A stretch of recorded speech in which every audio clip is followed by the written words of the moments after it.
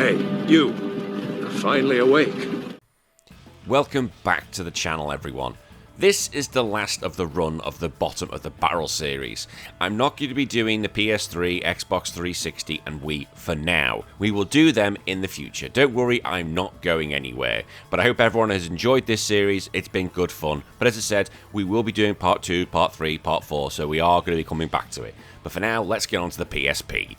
Because the PSP was Sony's bold step into handheld gaming. It was an ambitious console that brought full 3D experiences to our pockets, but alongside masterpieces like God of War, Chains of Olympus, and Tekken, there were some absolute stinkers. Games that were just horrific, and we even wondered why they did even release them. So today we are diving into 7 of the worst PSP games ever made. As I always say, this isn't the top 7, this is just 7 I think are really bad. And if the ones I've missed, let me know in the comments. If you want to hear more of me, Retro Wars is a weekly podcast where me and friends cover the games we used to play, and there's over 150 episodes for you to go find wherever you got your podcasts from. And if you want to support the show financially, you can do over at Patreon, where you get an additional show each week and you can get involved in the podcast. Right, let's get into it, shall we? 7 of the worst PSP games ever made. Napoleon Dynamite, the game. A movie known for its deadpan, awkward humour doesn't exactly scream video game adaptation, but someone thought Napoleon Dynamite needed one anyway. The PSP version aimed to capture the quirky charm of the cult classic by translating its moments into over 24 minigames. It's not exactly WarioWare, and that's the problem. Just because you can doesn't mean you should. Each minigame is absurdly short and utterly shite. Whether you're trying to toss a steak or dance awkwardly, everything feels like it was just slapped together in a weekend. It's like giving it to different teams, like, quick, you do it, you do that game, have you done that game? Yep, add that one in, right, other team, team 3, how's that? Yeah, put it all together, it's fine. Because there's no substance, just shallow tasks with poor controls and even worse explanations. The graphics fail, although they do try to represent the movie aesthetics. The characters look like wax dolls and the animations are just stiff. Dialogue is delivered by what sounds like third-rate voice actors impersonating the cast, and the audio mixing is downright amateurish. It's clear the developers had no idea who the audience was. Like, fans of the film won't find anything endearing here, while casual gamers are going to be left with a broken party game that offers zero replayability, and there's no meaningful things to do. Go play WarioWare, that's the main thing. Critics roasted it. Good old IGN gave it a brutal 2.5 out of 10, calling it as pointless as it is boring. Others echoed this, saying the game came out 3 years after the movie, and it's like a relic nobody asked for. There's no actual story, and the game just loosely ties together random scenes and barely tries to justify them. It's all just disconnected fluff, lacking any of the film's slow burn charm or character depth. The controls themselves as minigames are just crap. Some minigames require precise timing, but the game gives you no feedback on how you're doing, which leading to pure frustration. Others are over in seconds and leave you wondering what the point was. Even as novelty, it just fails. You complete everything the game has to offer in under an hour, and you'd be begging it for it to end and no longer before then. Even as a novelty, no. You can complete everything it has in about an hour, so you may as well just take it back to the shop and say, oh sorry, I've already got this, or someone's already given it to me, and just play that game. There's no difficulty, there's no multiplayer, and no unlockable content to extend the experience, but why would you want to? Like, it's not just a bad game, it's one of the most tone-deaf licensed games of all time, and even the hardcore people are going to be like, nah. Ultimately, Napoleon Dynamite the game is an awkward, cringe-worthy cash grab that dishonours its source material. And again, it's one of them, just because you can doesn't mean you should. Pocket Racers. Now, Pocket Racers could have been a good idea. It's miniaturized cars zooming through oversized household environments in high-speed arcade racer. But the execution was so muddled that the game ended feeling like a broken toy rather than a filling experience. The game's controls are atrocious. Turning feels more like sliding on ice rather than driving, and the acceleration physics are completely unreliable. You frequently spin out for no reason or get stuck on geometry that shouldn't be solid. Level design is chaotic and counterproductive. Rather than being clever and whimsical like the godlike Micro Machines, tracks are filled with confusing dead ends, abrupt jumps, and unmarked hazards. You'll spend actually more time trying to work out where to go than when you actually should be racing. Its story, there is a story, for some reason, features teenagers who transform into toy cars because of a mystical amulet. Yes, that is the plot. It's like someone took Fast and the Furious and mixed it with an episode of Goosebumps. Oh my god, how good was Goosebumps when you were a kid? The game's visuals do no favours. It's crap, bland, muddy, the cars just lack any detail. Again, we've got Ridge Racer, which we've slagged that off on the channel before, but at least it looked okay. One of the main problems is that frame rate drops frequently, especially when the screen gets busy, and that's a real problem for a racing game. Most reviews were scathing here. GameSpy called it a deeply broken racer, while Eurogamer criticised its nonsensical premise and frustrating gameplay, and the review scores usually hovered between the 2 to 3 out of 10 range. The game lacks features that were even standard back then. There are just a few cars, even fewer track environments, and the customization is non-existent. Multiplayer is also a technical mess. Who the hell would play this multiplayer? Honestly, who's got, I've got Pocket Racers. I haven't. Go get it. No. Why? I can't imagine people running out the stores to get this game, so you'd be playing by yourself. That's going to get clipped. But either way, it's no. It could have been a charming little arcade-style racer, becomes a frustrating mess. And it's too slow and clumsy for anybody. And if you bought it hoping to have a great multiplayer experience, well, you're going to be let down, aren't you? TMNT. Now, I'll make this very clear. I love the Turtles. I absolutely love the Teenage Mutant Ninja Turtles. I really do. I didn't mind the film, the 2007 film. It was okay. Not as good as the new one. Either way, this game was released outside the animated TMNT movie, and the game aimed to be a slick, action-packed adaptation. What we got instead was a lifeless platformer that stripped the fun out of being a ninja. You play as each of the Turtles in different missions, with gameplay split between shallow platforming and repetitive combat. The problem that neither's any good. Movement's clunky and the attack feels weightless. The game's biggest issue is the repetition. Every level just looks the same, like it really does, with recycled textures and nearly identical layouts. You'll be wall jumping and jumping across the same rooftops constantly. Combat is also a big offender here. Remember as a kid, when we grew up with Turtles in Time and thought that was absolutely godlike and thought, wow, we just want to play more of that? No. The combat system is terrible. There's no combat system, basically nothing. The enemy variety is minimal, and you'll just keep fighting the same amount of grunts repeatedly, and there's nothing to play with. At least Turtles in Time, they all had fancy costumes on. The visuals, while serviceable, failed to bring the vibrant world of the movie to life, although to be fair, that movie was quite gritty and dark. You look at the new film, that's very colourful, but yeah, 2007 went for that dark, gritty, because that's what everyone felt it needed to be back in the day. Because of that, the backgrounds are flat, the environments just feel empty, and there's also a persistent camera issue that makes platforming a constant source of pain. Like, the story does try and follow the movie, but loses all the personality in the transitions. The cutscenes are dull, the characters barely speak, and it's just a film, isn't it? It's just a shell of what the TMNT should be. Critics were unimpressed, with IGN noted the complete lack of ambition, giving it a 4.9. GameSpot said it was just another lazy movie tie-in, and called it forgettable even for die-hard fans. There's no replayability, no alternative routes, no co-op, which is horrific, no unlockable content worth chasing, and once you've slogged through the short story campaign, there's no reason to even play it again. This should have been a slam dunk. The TMNT games have a legacy of fun co-op and colourful combat, but this game had none of that. Just sterile level design and button mashing, and that's the problem. TMNTs need to be colourful, they need to have co-op. If you miss those things, you may as well just not even release the game. But even along movie tie-ins, TMNT for the PSP is below average. It was a franchise built on fun and produced to a grey, boring slog. The Golden Compass. Talk about movie tie-ins, the Golden Compass might be the most soulless of them all. Released to coincide with the film, this action-adventure title has you controlling Lyra and an armoured bear companion, Irek. I don't know how to pronounce Irek, I've never seen the film, I've not read the books, leave me alone. It tried to be a blend of puzzle-solving and brawling, but it failed at both. Lyra's segments are unbearably dull. You'll walk through large, empty environments, solving puzzles that barely count as gameplay. Most objectives involve running from point A to point B while listening to dry exposition. Combat as Polar Bear Kuma is no better. His controls are stiff and his attacks just lack any weight, considering he's a polar bear. Battles are just slow, repetitive and responsive. Even his roar, which is meant to sound powerful, sounds like a dying vacuum cleaner. Graphically, the game is a mess. The environments just look crap, and the PSP struggles to keep up with basic animations. Faces are uncanny and often freeze mid-expression. The voice acting tries to carry the weight, but fails here. Even with actors from the film reprising their roles, the flat dialogue and poor sound quality suck all the emotions out the scene. It's kind of like Spider-Man 2's voice animation. Yes, it's a good game, but you go back and look at those cutscenes, it's really hard for Tobey Maguire to produce what he did in the film. Critics were brutal. Games Radar called it an exhausting test of patience, and good old IGN described it as an uninspired, mechanically broken. Its Metacritic score hovered in the low 40s, and player reviews were no kinder. The story, one of the richest in modern fantasy literature, is butchered. Important plot points are glossed over or delivered in such confusing cutscenes that assume you've already read the books. I don't even need to see the films. Minigames and truth-telling segments often involving the althiometer. What? Someone can have a go at me for that one. Are shoehorned in and break the pacing.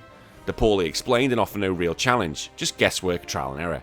And one thing we've not really talked about, the load times are surprisingly terrible here, especially with how little is actually going on the screen. And with poor load time, it just breaks the immersion and turns the game into a bigger waste of time. In the end, The Golden Compass is an embarrassing waste of source material. Both the book and the movie deserve better. On the PSP, it's just a dull, disjointed failure.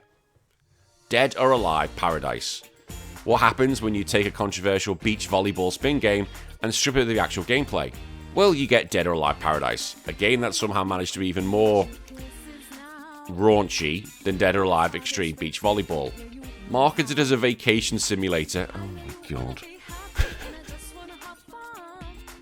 Back to the boardroom, everyone. Who said, right, we're going to make a vacation simulator. What do we need? The girls who are dead or alive. Why? Reasons. Yes. It's more like an interactive screensaver where very little actually happens here. You don't engage in traditional fighting gameplay here. Instead, you select one of the women from the Dead or Alive franchise and spend your time giving them gifts, watching them pose in bikinis, and occasionally playing simplified minigames like volleyball or pool hopping. When gaming was a simpler time. Wonder if this came out now, what would actually happen? Like, would it get cancelled immediately? Although saying that, the Nintendo Switch would probably allow it. Yeah, be fine. The minigames themselves are actually rubbish, because I imagine that's not what we are going for here, let's be honest. Volleyball, the supposed centerpiece, is essentially unplayable. The AI teammates don't react properly, hit detection is poor, and the mechanics feels like placeholders. There's no real challenge here, probably because they want you to just keep playing volleyball. Oh no, you've got to watch them bounce a bit more. Oh no. Oh, it's not working, I'll play some more. Oh no. There are some rock climbing and pool hopping games, and these are laughably simplistic and often have clunky animations and unresponsive inputs. They feel more like tech demos than actual gameplay modes.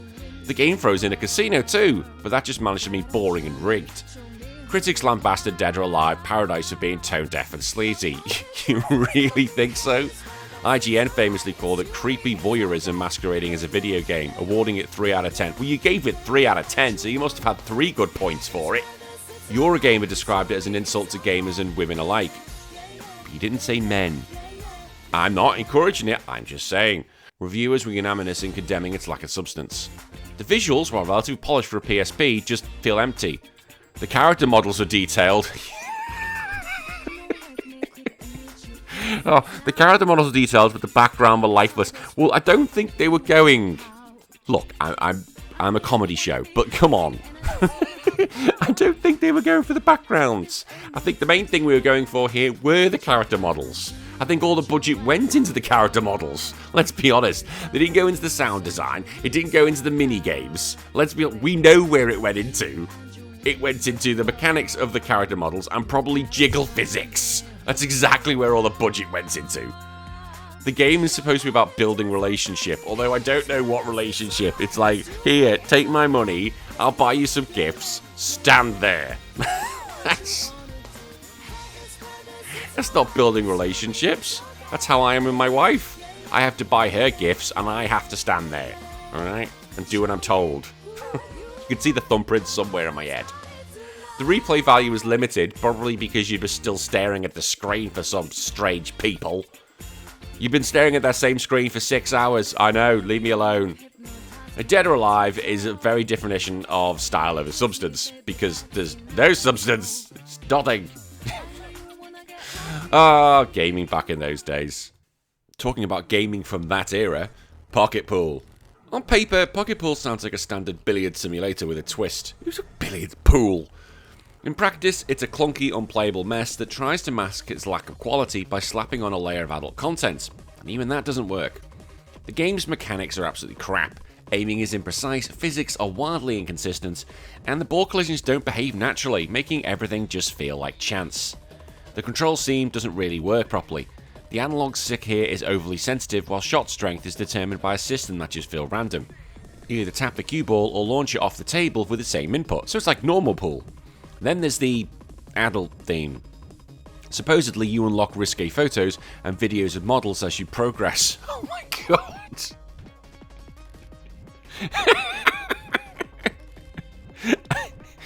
Oh my god. Yes, that is the content that gamers want. The rewards are grainy, awkward, and come across as deeply outdated softcore cliches. And it's just, oh my god. Why? Visually, the game looks like a Flash title. Tables lack texture, details are muddy, and the character models when they appear are stilted and jarring. At least Dead or Alive had the balls to actually make good models, for God's sake. There's no career mode here, no compelling challenges, and multiplayer is bare bones, because all gamers want here clearly is to play pool and get pictures of women. Reviewers absolutely crushed this game. GameSpot called it a deep insult to pool fans and the PSP, yeah, not just gaming, the PSP itself. IGN gave it 2.8, citing sloppy physics and creepy presentation. It's just a really, really creepy game. And even if you are somehow able to take the creepiness out, it's just a crap pool game which is not even fun to watch or play. So why? Why release it? It's one of the system's, however, lowest games, and I don't think that's ever going to change. And finally, Dragon Ball Evolution. To call Dragon Ball Evolution for the PSP a disaster would be an understatement. Based on the live-action film that already angered fans, this fighting game somehow managed to even be worse than the movie itself, which is an astonishing feat. Now, that film is so bad, I've refused to watch it, and as we know on this channel, I love Dragon Ball. I'm a huge fan of it. Dragon Ball Z, Dragon Ball Abridged, Dragon Ball GT, I counter abridged, Dragon Ball Super, I love absolutely all of it. But that film, no, I won't even touch it with a barge pole. The game features a tiny roster of characters from the film, each rendered in stiff, expressionless 3D models, and even Bulma's in it. You can use Bulma. I can't remember a time when Bulma was beating the shit out of Goku. No, I didn't remember that happened. The movements are robotic and the special attacks lack any visual flair. It's a fighting game, remember, but it has no excitement, no tension, and no energy. And that's the whole point of a fighting game. I keep saying these things. The controls are just crap. There's no learning curve, and you may as well jump in and just spam the same move over and over again. There's no interactivity, no environmental effects, and the backgrounds just look like they were pulled from a PlayStation 1 game. The story mode is a rushed retelling of the film's already incoherent plot. You'll breeze through it in under an hour, accompanied by lifeless cutscenes, poorly compressed audio, and baffling dialogue lifted straight from the movie. The game offers itself no modes, outside the bare-bones story. There's a few half-hearted versus mode and a practice area that's more punishing than helpful. There's no tournament mode, no extras, and no reason to even keep playing, or even own the game. Now get this, right, get this. Critics ripped this apart, we knew this was going to happen. However, right, bear in mind, we've just talked about Pocket Pool, which IGN gave it a 2.8 out of 10. They gave this 2 out of 10. So they gave a broken sleazy pool game better marks than Dragon Ball Evolution. Now, it's no wonder that the film was considered the worst ever, and as far as I know now, Snow White is now considered the worst ever. Good reason. But for God's sake, why? Imagine if this was a good game. People might have enjoyed the film. But no! Like, you don't even unlock anything. There's no alternative outfits, or you could have had skins that could have gone on top of the characters. That would have been cool. Everything you see in the first 15 minutes is all the game has to offer. It is literally, they just go, yeah, that'll do. Yeah. Like, multiplayer is technically included, but why? It goes back to the same reason as Pocket Racers. Why would you have multiple versions of this game in the wild? In the end, Dragon Ball Evolution is not just a bad game, it is a betrayal. As a franchise as beloved as Dragon Ball, it deserves better than this phoned-in, cynical excuse for a fighting game and a movie. And it's widely considered the worst Dragon Ball title ever released, and for good reason. And that's it! 7 of the worst PSP games ever released. Now, if you agree with my list or don't agree with my list and think there are ones I didn't mention in there, put them in the comments below, because we will be coming back to this at some point. If you think I deserve it, please leave a like and a comment. We're on the hunt now for 5,000 subscribers, so thank you everyone who is new to the channel, and I really appreciate it. We'll be back in 3 more days for another video, but it's going to be a whole new topic. Until then, I'll see you all then. My name's been Danny. Take care. Bye-bye.